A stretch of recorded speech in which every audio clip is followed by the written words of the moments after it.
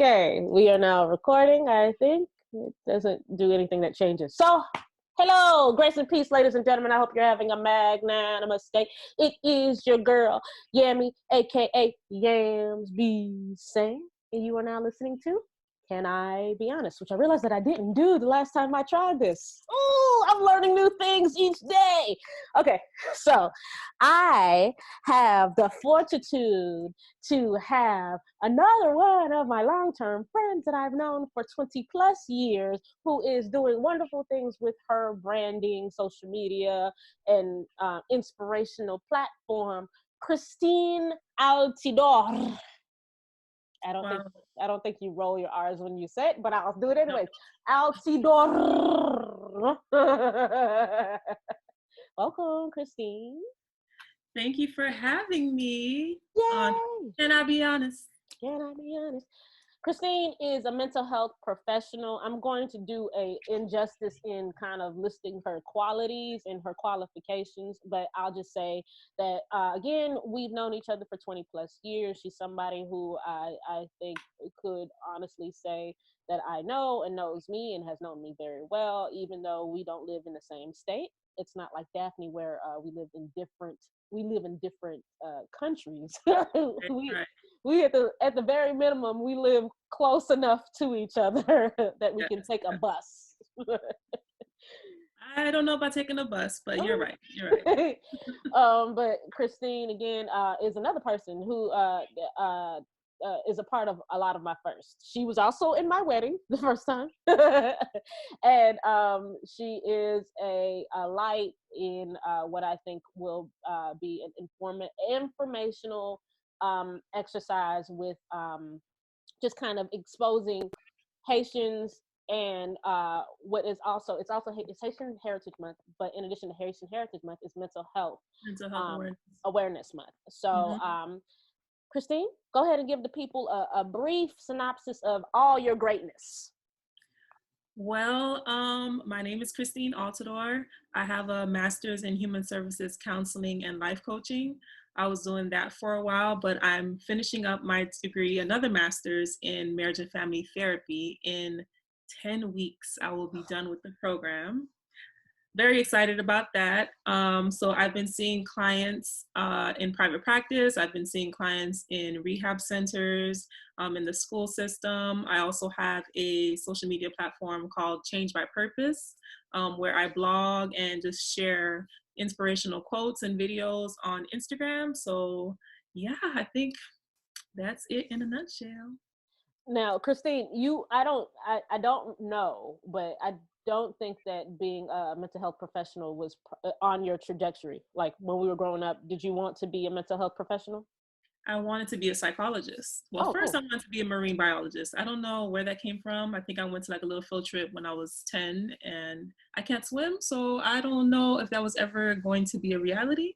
But yeah, I've always wanted to be a psychologist actually, but you know, life happened and I just never gave up on the dream of helping people, but I don't really care for psychology. Well, talk about your transition. How did you get from, Christine also went to the University of Florida. We went to the University of Florida together, go Gators. But talk about the transition from kind of moving out of marine biology, moving out of psychology into the mental health space.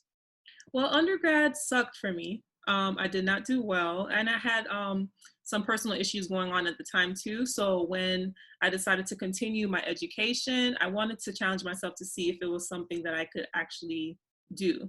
So there was an online degree program. It was like for a year with Liberty. And I knew that I wanted to do some type of counseling, psychology, social work, something, but I still wasn't really clear on that. I had been giving, you know, friends and family like relationship advice since I was like 6, no man, no nothing.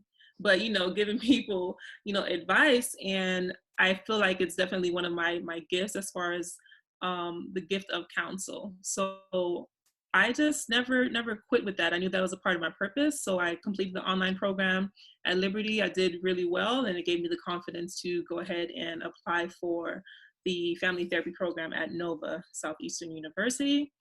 And that's been going great. And I haven't made like a big announcement about this just yet, but I got accepted into the PhD program. So 2021, I'll be pursuing my PhD. You're so funny. This is just killing me. That's what the young folks do. I'll be pursuing my PhD in family therapy. So yeah, that's the background with how I ended up there. That's pretty dope though, because for you to say that undergrad didn't go as well for you, that for most people would be a stopping point. Mm-hmm. And so it seems as though you took kind of the at the cost of sounding like cliches, you took lemons and made lemonade and created a Oh, Beyonce, you know I love Beyonce. We'll do the lemonade. Yes. So you took the Beyonce route and created a new path. And I think that you've been incredibly effective. I know I participate in kind of your social media pages and hearing where you what you project out to the world, and just to kind of know you from a person that I grew up with and to kind of see your transition, it seems like it would be a seamless path for you, quite honestly. Really? Not like a path that like it seems like it would, to me it feels like this was it. This is it. Oh yeah, I agree. I definitely agree. I don't think I could have been doing anything else. I mean, outside of being Beyonce, I don't think that I was, created for anything else besides what I'm doing right now, for sure. Most people don't know that Christine is a singer, okay? A singer. So tell me, what is, we'll stay Haitian in this. Give me a favorite Haitian song, and give me did not. Yeah. And then give me a favorite Haitian louange. Louange is worship, y'all. So wait, a favorite Haitian, what's the first one? Song. Just a song in general. I feel like my Haitian card is about to be revoked. A favorite Haitian song. Can it just be a church song, period? Because I don't really, I don't even want to say this, but I'm going to say, I don't really like compa. Your listeners might crucify me, but yeah, I can only do 30 minutes of it and I'm pretty much done. Ladies and gentlemen, all Haitians are not monoliths. We use that word quite often. So that's a good point. We're not monoliths. Yes. Wow. You know how long it's been since I've been in the Haitian church? Right. Okay, yeah. Si Jodi am vivant. I like that song. Si Jodi am. Give the people something, Christine. Come on. Si Jodi am vivant, c'est grâce à vous, sans vous, Seigneur, moi pas rien. All right, that's it. Yes. Please, girl, please stop. I love it. Dude, Christine and I used to be in multiple groups. What was it called? Heavenly Voices? Heavenly Voices was one. And then we made another group called Harmony with 2 eyes. Oh my gosh. And we used to make songs, and we used to tour in Miami. Oh God! Tour? Okay, we'll go with that. I'm going to call it a tour. I was on a tour. I was setting the stage for what would be my future. Okay. So all right. Talk about what it was like for you growing up as a Haitian. Again, all Haitians are not monoliths, so we don't have the same experience. You were predominantly born and raised in Miami, Florida. I was in Broward County. So talk about what it was like for you growing up as a Haitian. The 3 L's, l'école, la gare, l'église. Yeah. So for you American listeners, it would be church, home, and school. That's what my life was. My mom was very Americanized though. So we didn't have the typical, like I know some people would think that Haitians would eat rice and peas every day. Like we would have steak, we would have, crab legs. Like my mom was kind of versatile when it came to things like that. But as far as growing up Haitian, it was, very strict upbringing. Do what I say, spankings. I was a good child though, so I didn't get much spankings. But make sure you have the right grades. Like it was big on education, making sure that, I kind of feel like even keeping up with appearances, not, bringing shame or embarrassment to your family, things like that. It was it was what it was. It was what it was. But of course, there were some great things I feel that growing up Haitian instilled in me compared to maybe some other cultures too. Talk about that then. What are some of the things that you maybe enjoyed about being or growing up in a Haitian household versus some of the things that you probably did not enjoy I related to being in a feel Haitian household? I feel that Haitians are hilarious. And I think the sarcasm Oh. cannot be compared to any other culture because Haitian sarcasm, I just like, it could be the worst thing that's happening in life and they're going to make a sarcastic joke about it. And I'm here for it. I love it. So I would say that is like my favorite thing about our culture. You know, even going back to the whole making lemonade out of lemons, I feel like we definitely do that through humor. And it's something that has kind of kept us going, you know. Sometimes it's not good, but it has kept us going for sure. So I really appreciate that about our Haitian upbringing. You guys can't hear me laughing for those of you who are listening to it because I'm trying my best not to interrupt her while she speaks so that like the clarity of the episode goes. But I am dying laughing. Sarcasm is kind of embedded in who we are. And I don't think it's anything that's going to like there's nothing that can be you can't take it. It can't be extracted from the personality. Once you've grown up, it's like it takes 21 days to form a habit. 21 days of birth into being in a Haitian household, the sarcasm gets in you and it only magnifies. Only magnifies. What about some not so great things about growing up in a Haitian household?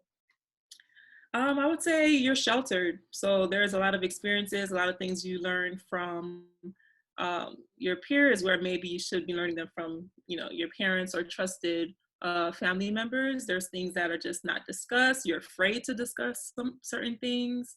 I don't feel that there was really much room or space created to have certain types of conversations, and just the being just closed. Like if you're not going to church, if you're not going to school, if you're not home, you don't need to go anywhere else. Oh, okay, sure. From a mental health perspective, how do you think growing up in that kind of environment affects how Haitians interact in society aside from people who they know? So like amongst other Haitians, obviously we're probably empathetic and we would deal with it differently. But let's say, I mean, we live in America, so we engage with people who are not Haitian on a regular basis, who don't have the context that we have. So how do you think that affects how we deal with people from different cultures, American society, of Asian, whatever? To be honest, can I be honest? Yeah. I would say it's made us very judgmental. I remember, I don't know if it was my grandma or my dad, but seeing, you know, a guy with dreads or whatever, calling him French fry head. Like just being very judgmental, not open to different experiences. Also, like a certain level of fear as well. I think it kind of instilled because you just weren't allowed to explore. And I feel that a large part of growing up is being given the opportunity to explore, to make mistakes, to, you know, make some decisions on your own rather than being forced to do whatever it is that they're expecting you to do. I think that there is an elitist complex with being Haitian. You know what I'm saying? We don't, and I don't know if it's because I have a mentor who has a Haitian colleague, and she was like, "Boy, if I hear one more time that y'all were the first republic to become free from slavery, I don't even know what I'm gonna be able to do." And I don't know if it's an overcompensation for the fact that we are constantly disregarded, but it's kind of, I even notice it in me. It's innate in me to be like, but I mean, yeah, but I'm Haitian, and because I'm Haitian, you know, X, Y, Z, A, B, C. Especially in environments where, like, I'm probably the only. Yes, I'm Black amongst people, but I'm the only Haitian in an environment. Could you maybe speak to kind of that perspective? I mean, yeah, There are some things that we don't tolerate, as far as even like I would say too much complaining, Mm, because of the conditions that our families have had to grow up in back home in Haiti, yeah. and also because we were the first to gain our independence. So the whole idea of there not being a way isn't really something that we submit to. Yeah. Yeah. So and I mean even the whole elitist mindset, I could see that. For me, I don't necessarily bring out the "but I'm Haitian" card every 2 seconds, but I could see how like subliminally I might be thinking like you know you Right. know I Right. mean, I can't see because you guys might be listening, but it's a little shoulder too, like a little like, I mean, come on, I'm You know Haitian. who? Do you know who I am? Right, right. So I feel like that part is a good thing of the Haitian culture, where they've instilled pride in our history, Yeah. for sure. But to go back to maybe something that's not so good, I feel like conflict resolution, like that's a big one. Yeah. Nobody was taught that. If you're upset with so and so at the church, or if you're upset with so and so, in your family, some people just don't talk for years or talk about that person to everybody. Like that was how you dealt with conflict. There was no teaching of, okay, this is what we need to do. I agree. I agree, and that's something that even now that in dealing with, I have an American husband, I have a Haitian American child who is in my video sound because she keeps playing with the door. Can you go somewhere, Tabitha? Somewhere else. Don't do Tabitha like I that. have to because I know I had a conversation with her before this started. Please. Yeah, no. Thank you. I appreciate you for making all this noise. Love you so deeply. You're so amazing. Um, but no, I completely agree. I think that conflict resolution is not something that we have necessarily been taught or engaged with. There is, I feel like there's just kind of let it go. It's either let it go or I'm not going to talk to you for the rest of your life, and then I'm going to talk But about even how that, you upset me to everybody else. right, right. But even that letting go, what does that look like? That letting go is pettiness, being Mm, salty. It's never just like I fully let it go. I mean, think about it. We grew up in a Haitian church, mm-hmm. and you're a PK, so you've seen it all. That letting go, it's not sincere. Now we used to have a joke amongst the youth at church. We would, we would be like, we'd come to one of the adults, and they'll be like, oh, come on, yeah, you'll greet them, you salute them, and as soon as you walk, it'll be that feeling of what if he saw? Like you just felt like they were talking about you as soon as you walked away. So yeah. I think to some degree it's in part why, even for me, if I go home, I rarely, Go to church. and I don't like this. I don't like to say it like that because I don't want to stereotype the entire population of the Haitian community. It's not that at all. But I've gone through some things that would be kind of blemishes on the record of the Haitian culture. So it does kind of leave it. If I'm honest, it leaves me not it not. It's not like it's not. I'm not welcomed, but it I do have a little bit of an apprehension because then it's kind of like, hey, this doesn't look like the same guy that we showed up to your wedding for.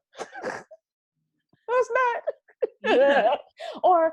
or you, like, especially now that I cut my hair.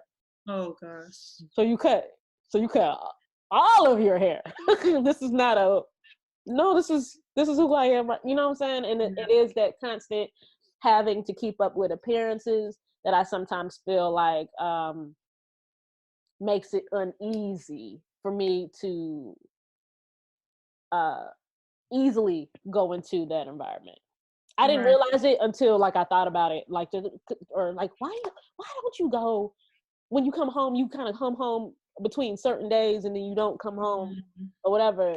It's kind of like, Yeah, you feel like you have to go in with your guard up, just in case somebody says something. You have a ready answer to defend your decision. It's your hair on your head. it is what it is. Do you think, Christine, that being it's different. Haitians raise Haitian young women versus young men differently when it comes to like I don't know, perception or just in general. I want to say yes. However, I don't have any brothers to really compare like how I was raised compared to like a brother. Yeah. But the Haitian community is a part of that whole their boys are kings and, you know, waiting on the men and serving the men and cooking for the men and the man don't clean. Some of them, not all of them. I know Haitian men who clean and cook better than some women. Yeah. But it is a part of that. I know the Latin community calls it that, you know, machismo, you know, sense of the man is in power and women are beneath. I remember that I won't say his name because I think I legitimately had a conversation with his brother a couple years ago, and I know that I think he still hates me. No, I literally think he hates me.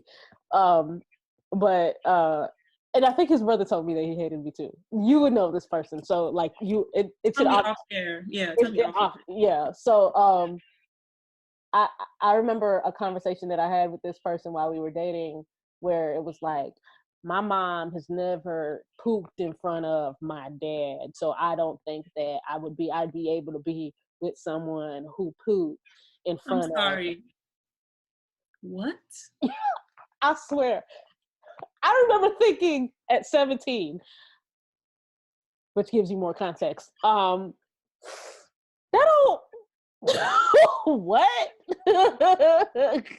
And this person was a Haitian young man, and I don't know if that formed kind of my perspective. If I, on because I think before then I had dated mostly Haitian men, so I was just or young men or whatever. So I don't know if that shaped it, but I think after that I was just kind of like, yeah. This is not gonna work. And all Haitian men are not like that. And I know we see the memes all the time about how like Haitian men are trash. They always cheat on you. They always lie. But they're very good in the bed, or they're very romantic. When they want to be and stuff like that. But those things at a formative age, especially when I was already kind of like, woman power. I was at 17, you know what I'm saying? That I think that was just kind of like, yeah, I don't know if this is gonna work for me. I have no comments on that. Please carry on. Yes. Okay, so how do you think the community that you were raised in, being Haitian, affected your career trajectory, or has it affected it? That's a good question. I feel that it's affected it, but not necessarily like indirectly, Okay. right? So not being able to process things emotionally or feel safe enough to have certain conversations. Things like, how can I say it? Like I know, for instance, this is a good one, that there's a large population of Haitian women who deal with some type of trauma that is not discussed, that is not, put out in the open. If these things are happening, it's either secrets in families or people are pretending that it's not happening, right? So wanting to shed, and that's a lot that's going on in the Caribbean diaspora, period. But that's something that I definitely wanted to kind of highlight as far as giving those women and some men, an opportunity to come to a safe space. And I actually have a few Haitian clients, and they were happy to find out that I was Haitian. It's not something that I advertise, but they were happy that I would be able to identify with some of the issues that they were talking about. Because, here you have this, young woman in her 30s talking about why her dad won't let her date. An American therapist may not understand that, but understanding, having the context of, the Haitian background and how the Haitian families can be, or religious families can be, that's helped me to help her. So I would say it's like indirectly influenced the trajectory as far as with my career in mental health. But it's not something that I think about consciously. but I know I also can't separate it, if that makes sense. No, I agree. I don't think I've always thought of myself from the context of a Haitian person operating in the spaces that I operate in. But lately, I feel like that's just kind of my pathway. And I don't know if it's because I'm not the overexposure in Atlanta, in the Atlanta area. There's a developing Haitian community, meaning like I can name 2 or 3 Haitian restaurants. I know there are a couple of Haitian churches in the area, or whatever. But I don't think I wasn't as always exposed to it from a context of people outside of my familial background. So like you had the church, yes. You had, you guys who were my friends, yes. I went to a high school that serviced it and a middle school pretty much that serviced it. But like my formative years were probably not. So I didn't even think about it from that context until maybe more recently, specifically because I have a daughter and I'm trying to make sure that I don't leave that part of who we are in essence out of the conversation. But I do think that I overcompensate, and I do think I be doing too much sometimes when it comes to that. But that's just because it's kind of like, let me flood you with all this Haitian stuff so that I can always and constantly prove that I'm Haitian enough. That's good. Haitian enough. Oh my God. I just had a conversation with somebody about that. I feel that we're not Haitian enough. Let's say this, because if you go to Haiti, this happened to me. I went to Haiti and I was talking to someone in Creole, another, Haitian person, and the Haitian person turned to their friend and he was like, "Sa blondie?" Which in translation is, what did the white Americans say? Like, because my Creole, my Creole's not the best. I can get by, I can make sure that I can get my food and get some directions and we good. This man said, "Sa blondie," like, what did she just say? And so to them, I am not Haitian enough. But here in the United States, girl, you Haitian. Or here's our favorite one. "Oh, you don't look Haitian." Okay. That part. I've never, and like I've always had, oh, you have some really unique features, but you don't really look like the kind of Haitian. And I don't know if that makes me like I get offended when I hear it, but it's just kind of like it makes something about that statement makes me want to wrap my head in a drapeau and just kind of just paint my body red and blue and walk around with a flag, like one of those flags that Bruce, you remember Bruce used to carry around UF, just to be like, huh. Bruce. Listen, I don't know where people get that from, but in their defense, don't act like us as Haitians, we like when we be on the street, we be like, "Oh, she Haitian." So there is a look, but it kind of seems that we're not okay with somebody else that's not Haitian identifying somebody that's Haitian. Because we sure enough be like, oh, like if somebody has mismatched clothes on, like an older woman, we'd be like, "Oh, where mommy going?" Like, things like that. We do that. So I get it, but at the same time, it'd be like, okay. Okay, let me say this. We talked about your career path. We talked somewhat about how you're currently being influenced by Haitian culture. And again, I know that it's different. Like for the context is different for me. You live in Miami, where there's a flood of us all over. But like for me, like I might go. I live in a very rural part of Georgia. So when I see a Haitian, I used to be like, "Oh, hey, my people." Like it's just so it's weird when I do that. But let's talk more in depthly about I don't know if we did this already. I'll probably have to cut this. I'm not gonna lie. About how just in general. Now we talked about how being Haitian influences your career path. Okay. So do you want to address anything mental health related and Haitian in within the Haitian context? Sure. Well, let's say this first. Haitians, please go to therapy. It is okay.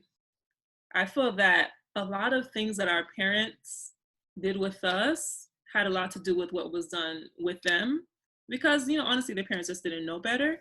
And whether you had a rough parent or not, is just some things you just weren't allowed to express a lot of things. It's like if you had a question about how you were being disciplined or a question about why you couldn't do something, it was World War III. You know what I'm saying? Like you weren't allowed to not necessarily challenge, but you weren't allowed to, in a sense, like think and speak up. And so I feel that a lot of that, was just all automatically interpreted as disrespect. But there's a way to facilitate some of those conversations without coming across as rude or disrespectful, but there's no space even given for that. Mm. So I mean, especially with just parents, I would say like, yo, it's okay. Family therapy too. Some families need family therapy, not just necessarily like an individual and something happened at school or even like something like that. Something happens at school, you beat the kid. Why not talk to them and find out what's going on? Why don't you want to go to school? Why aren't you going to class? Why haven't you been doing your homework? Why are you in the room all day? You just, talking about that person. You talking about your kid as being lazy. They never want to do anything. They don't want to clean. Look at the room. Maybe your kid's depressed. I don't know. You don't know because, oh, you don't do nothing. You lazy, whatever, all day. You on the phone, blah, blah, blah, blah. I'm not even going to attempt to say that in Creole because it's going to be a mess. But things like that and not taking the time to like dig a little bit deeper. So I would say we have to do a better job now at talking with and to our children rather than talking at them and just expecting them to do whatever you say. Like, pay attention. That's good. This can't be this. There needs to be a part 2 for sure on this conversation about mental health and the Haitian diaspora. Because there's a lot of things that you said that I think are synonymous to how kind of Black culture is in general. Mm-hmm, for sure. But specifically to the Haitians, I think it's imperative that we do exactly what our resident mental health professional has instructed. Maybe learn kind of better communication skills and learn better tactics so that we can effectively have greater relationships, partnerships with our children that are not rooted or based in fear. That's right there, ma'am. Rooted and based in fear, because that, for the most part, that's what it is. Until you get a certain age, and then you can tell your parents that all types of stuff that you were doing, and they just be so shocked and like, no, that's not what happened. Like till this day, we'll tell my mom like certain things. We'd be like, Mom, you don't remember this is what happened? She's like, what? I never said that, or you guys never went there. I'm like, ma'am, help me help you. We're telling you this is reality. This is what happened, and like she's always so shocked. So it's like until you, even with the Black culture, it's not until you get older where you can kind of, that fear kind of dissolves. And it's still a little bit of fear though, but the fear kind of From a distance, your girl still can't. Your girl still can't have every conversation. I low key don't even want her to watch this episode, just so that there's not kind of like there's. She's like, that's why you don't come to church. What? No, Mom, I was just talking for the audience so that they could have okay, I don't know. Yeah. How are you almost 33 and you still can't? Because I'm scared. I'm scared, okay? But you live in a different state. So? What does that mean? What does that mean? But this was good. I really, I hope that we can actually continue this conversation on a different way. But before I let you go, can you please tell the people how they can kind of see you and hear more from you? Sure. You guys can follow me on Instagram at Changed by Purpose. And you can also email me at info@changedbypurpose.com. She is a wealth of resource. I think this was really good. Yay! I think this was really, really good. I'm really had fun.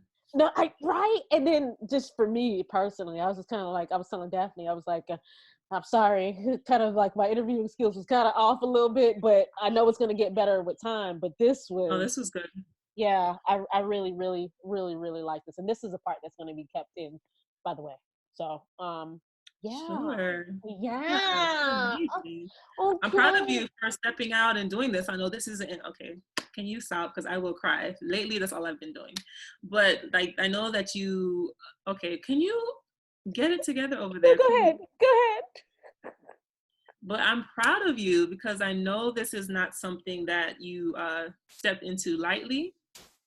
And for you to be putting your voice out there, not just for singing and using the power of your voice to, you know, speak and encourage and be transparent about life and, you know, day-to-day issues. I think it's awesome. This is another way of healing, you know, so don't take it for granted. Whether you have 2 viewers, 2 listeners, 2 comments, keep going. Keep going. Don't you quit. I will not cry. No, serious. Because Lord knows I can't do it. I hate the sound of my voice. So God bless you. Who doesn't though? Like for real. Like I look into You really don't? No. I had a whole conversation. I had a prayer session. I sat down with my husband. I said, listen to, and and he knows that I was really having a moment because I generally don't listen to it around me. Don't give me no personal feedback. If you want to write something, and he's like, I can't tell you no, because this is a very vulnerable space for me. Yeah. And if you don't like it, I'm going to have a problem with it. Like even With today, yeah, with you. Like I even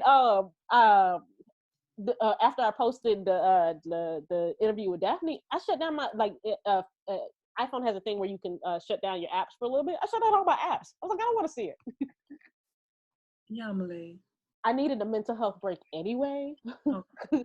But at the same token, I was just kind of like, let me not see it. And then like sometimes in my computer screen, like some of it will kind of pop up a little bit, and I'll just be like, oh, You are a you guys are look. Oh, 2 views. Oh, 9 views. Okay. Nice. No, I'm proud of it. I love it. I love what you're doing right now. So keep it going. Oh, and it means more coming from you, just because we grew up with each other, so you know you have a context that most people don't have, and a real context. We Because both have changed a lot. Because yeah, that's part two. Part two. Let me go ahead and pause this, and then let's talk about part 2. Wait a minute. Yeah, I'm gonna stop recording.